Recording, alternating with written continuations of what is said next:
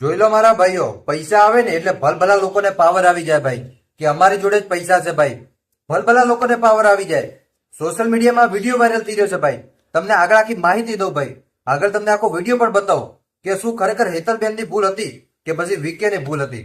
ચાલો મિત્રો, આજના આ વિડીયોની આપણે શરૂઆત. તો દર્શક મિત્રો, અત્યારે સૌથી પહેલા વાત કરવામાં આવે તો કડિયા કામથી આ હેતલબેન અને વાઘુભાઈ શરૂઆત કરી હતી. પહેલા એ કડિયા કામ કરતા હતા ભાઈ, અને ત્યાર પછી એમને વિડીયો બનાવવાનું ચાલુ કરીને ત્યારબાદ લોકોનો સાથ અને સહકાર મળ્યો, અને તેમ તેમ આ વાઘુભાઈ અને હેતલબેન જે આખી દુનિયાની અંદર સાહેબ ફેમસ થઈ ગયા.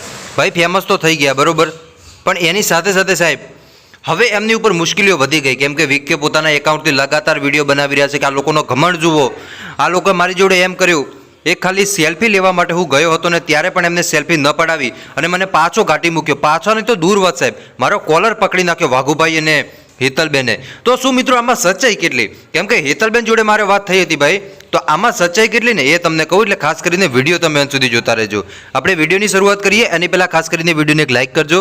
ચેનલ ઉપર પહેલી વાર આવો છો તો દર્શક મિત્રો ચેનલને અવશ્ય સબસ્ક્રાઇબ કરજો, જેથી કરીને આવનારા સમયમાં તમને આવા અનેકો વિડીયો મળતા રહેશે. હવે મિત્રો હું તમને વાત કરું કે મારે આ જે મેટર થઈ ને એની 4 કે 5 દિવસ પહેલાં જ એ બેન જોડે મારે વાતચીત થઈ હતી ભાઈ. ત્યારે મિત્રો મને ખબર પડી ગઈ હતા કે આ બેન કેટલામાં છે ભાઈ, કેમ કે એ બેનને બિલકુલ ઘમંડ છે નહીં ભાઈ. આ તમને ચોખ્ખું કહી દઉં. હવે તમે લોકો વિકેનો સપોર્ટ લઈને મારી ઉપર ગાળો દેશો તો મને કાંઈ ફરક નહીં પડે ભાઈ, પણ હું જે હશે ને ચોક્કસ ભાઈ સાચી વાત કહીશ. હું કોઈ આ બેનનો સપોર્ટ નથી કરતો કે વિકેનો સપોર્ટ નથી કરતો, પણ મેં જે વાત કરીને એ તમને કહું તો મિત્રો બેન એમ કહેતા હતા કે કેટલાક લોકો કે મારી ઉપર જે રોસ્ટ મારે, હવે તમને ખબર હશે કે વિકે આ બેન ઉપર રોસ્ટ માર્યો હશે, અને હવે એ ભાઈ સેલ્ફી લેવા માટે જાય તો તમે વિચારો કોઈ સેલ્ફી પડવા દે ભાઈ? કોઈ ન પાડવા દે. આ બેનની વાત થોડી જગ્યા હું ને હું પોતે ન પાડવા દઉં, કેમ કે પહેલાં તો વિરોધ કરે અને પછી જઈને સેલ્ફી પડાવે, તો એ બિલકુલ ન ચાલે.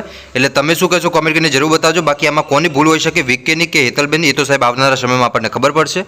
મળીશું આપણે નવા વિડીયોમાં.